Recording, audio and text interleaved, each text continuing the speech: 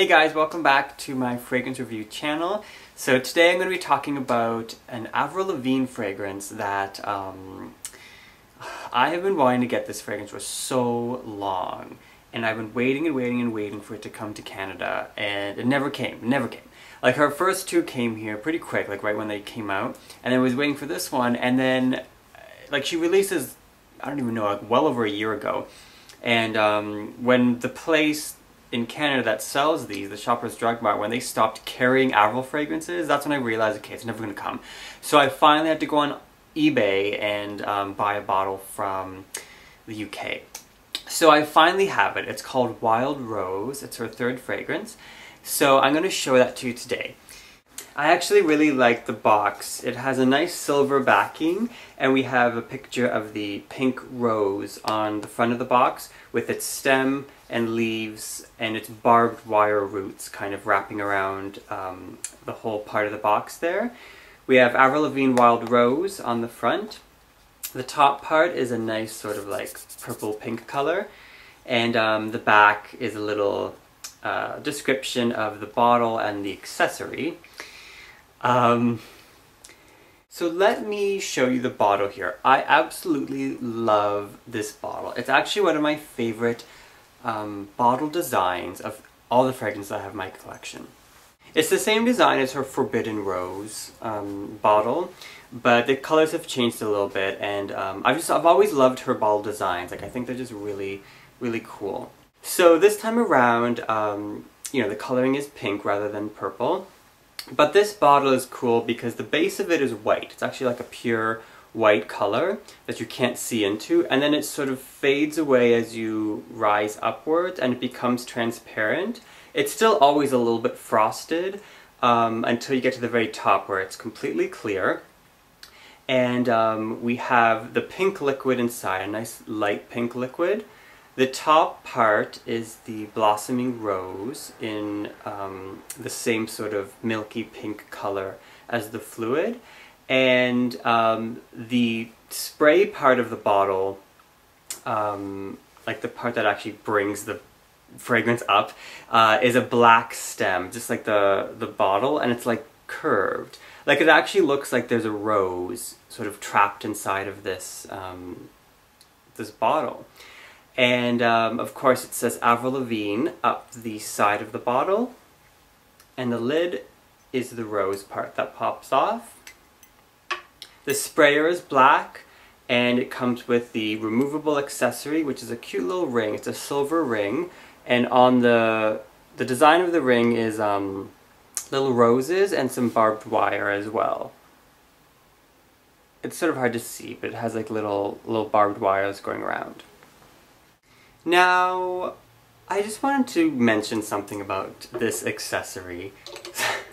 Sort of this little problem I have. So I was reading the back of this box, which talks about the accessory, showing you that, you know, it's removable and you can wear it and all this. Now, I'm a little confused as to what Avril is trying to tell me here. So maybe you'll bring some light to this for me. I'm just going to read to you the little inscription. It's very short. Keep ring accessory out of reach of children and pets, which is, you know, fine, I get that, very safe. Dispose of ring when not in use. Dispose of it. Does that mean if I'm not wearing this ring, I have to throw it in the garbage? Like, is that what she's saying? Because I do like this ring, but I'm not going to wear it 24/7. And like, is it considered in use when it's on the bottle? Like, is Wild Rose using the ring and thus I can keep it? Or does it have to be on my finger at all times? And what if the bottle's empty? I mean, what happens then? Too much confusion. So you know what, I'm just going to wear this ring. I'm never going to dispose of it. I would never throw it away. Like, never. And the thought of throwing this bottle away just, it pains my soul. Alright, so for the duration of this video, I will wear the ring, so, you know, I don't have to throw it away. Now let's talk about the fragrance. This fragrance is a fruity, floral, gourmand scent. So it has fruits, it has flowers, and it has sweet notes. It's not, you know, this groundbreaking, unique, different kind of scent. It is pretty average. So in the top note of the fragrance, that's where we get the fruits. We have the plum, the grapefruit, and the mandarin orange. Now with mandarin orange, and particularly grapefruit being, you know, a very citrusy kind of ingredient, you'd expect it to be very, very sharp and citrus. Now it definitely has that nice refreshing citrus burst when you spray it, but the plum, which is very juicy and sort of a heavier fruit, helps to pull that freshness away a little bit, and we do have the much sweeter notes of the heart and the base. So the fragrance isn't what I would consider citrus, like it's not like a lemony scent. I think the grapefruit adds a nice light touch to the fragrance to make sure that it doesn't ever become too sweet. So I am grateful that those citruses are there, but they really are just the start of the fragrance. They're not the signature of it at all. I would say that after about a minute, like honestly 1 minute, you start to smell the heart of the fragrance, which is the more floral aspect, and a little bit of the sweetness. So in the heart we have the frangipani, the orchid, and the African orange flower, which I was surprised to find out was in this, because African orange flower is one of those, it's classified under the white floral category. But I do not smell any white floral in this. It's not particularly floral. I'd say the sweetness is the main part of this scent. So I would say the orchid is the flower that kind of you can smell the most. A little bit of the frangipani, but you're still getting that nice plum fruitiness. The fresh plum, because the grapefruit's making it fresher. So a fresh plum fruity scent with a touch of sweetness from the orchid. That's pretty much what you get with this fragrance. Not drastically fruity at all, not drastically floral. It's kind of just lightly sweet, lightly fresh fruit with a touch of floral, but it's more of the sweetness that you're smelling. It's a very light fragrance. Like you can just, I feel like I can just keep spraying this. Like it's not too strong, it's not too heavy, it's just so airy almost. It's fluffy. We'll call it fluffy. You know, if you look at the bottle, it's like a fluffy cloud with like the white and the light pink. Everything about this is very airy and soft. It's a softer, sweet scent, which is nice because, you know, in a world where we have so many heavy sweet scents, it's nice to have a more fluffy sweet one. So if you do like those nice candy-like fragrances, but you always think, oh, they're so sticky and too heavy, this one is a nice light version of the more heavier gourmand scents that are out there. Now, after a little while, the citruses are completely gone. The plum is kind of there, but like, you know, it's trying to sneak out the back door a little bit. And we're left with the base note, which is where the main gourmand element is, and that's the creme brulee. There is creme brulee baked into this rose with a bit of sandalwood and musk as well. And once the top and heart notes kind of fade a bit, you can really smell the sweetness. So what starts off as a fresh, fruity, fluffy sweet kind of transcends into a more rich, yummy kind of sweet.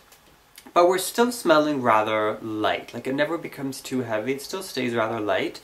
And it always has a little bit of that plum still there to keep it a little bit more energetic. There is one thing about this fragrance that I can't avoid telling you, and that is it doesn't last very long at all. You know, I spray it on in the morning and like, honestly, like 2 hours and it's gone.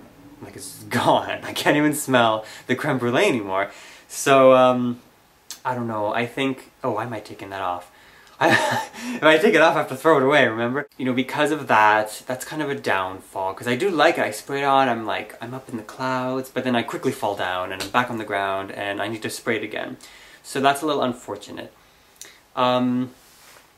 It does remind me a little bit of her first fragrance, Black Star.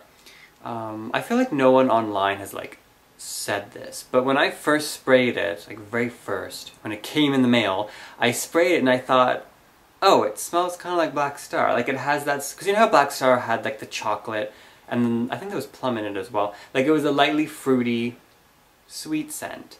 That's pretty much what this is, lightly fruity, sweet scent. And yeah, I smell a little bit of Black Star on me when I wear it. Not so much Forbidden Rose, just more Black Star. Now in terms of like when to wear the fragrance, It's pretty versatile because, like, yeah, it's sweet, but it's also very light. So you can even wear this during the summertime. Like, it's one of those rare gourmand fragrances that you can actually wear in the summer because of its like fluffiness. It's good for warmer weather. Springtime is good too. But because of the gourmand scents, you can still wear it like in the fall and winter, but it's not going to last very long in fall and winter. I mean, it hardly lasts in the summer, so I'd kind of recommend it for daytime use for spring and summer, or daytime use in the fall, but just be aware that you're going to have to carry it around with you to reapply every like 10 minutes. In terms of other products, there's a body lotion, a shower gel, there's a scented candle. None of these things I got because, again, it's not available here, so I just had to get the bottle online. This is the 50 milliliter bottle. There's a 30 ml and a 100 ml, but like this is pretty big, like it's pretty big. Even my 30 ml, let me just get, so here's Forbidden Rose, remember that one? This is like her second one. This is the 30 ml. And this is the 50. So it looks a lot bigger. And the 100 milliliter, which they had like at the store of this one, was huge. Like, I don't even know where I'd put that thing. So I think this is a really good size. You get a lot of it. Because you have to spray a lot of this on, I would recommend a bigger size than this one, because you would probably run out of this pretty quick if you had just a small amount. But that is my Wild Rose review. I'll do a quick summary. Wild Rose is a very light, spring summery gourmand scent. It has grapefruit and plum in the top note, making it a sort of clean, citrus, fruity opening, which quickly becomes sweet with the orchid and the creme brulee that's sort of baked into the base. It's great for daytime wear. It's casual, not very long lasting, but for the moment, you're in a nice, fluffy, sweet cloud palace, but then you fall back to earth very quickly. The ring is cute. I do like it more than the Forbidden Rose ring. I'll do a little comparison. So the Forbidden Rose was, it just had barbed wire. I don't even think you can see that. It just has barbed wire, whereas this one has the roses. This is an awful comparison, I'm sorry. Anyways, they're pretty much the same, but... Now in terms of, which is better, this one or this one, this is a little bit stronger. It's like, it's kind of evening. No, it could be daytime as well. I actually do prefer... Oh god, I don't know. I couldn't even finish that sentence. When I first got this, I thought, this is my favorite one. But like, I don't know, I'm kind of missing this one.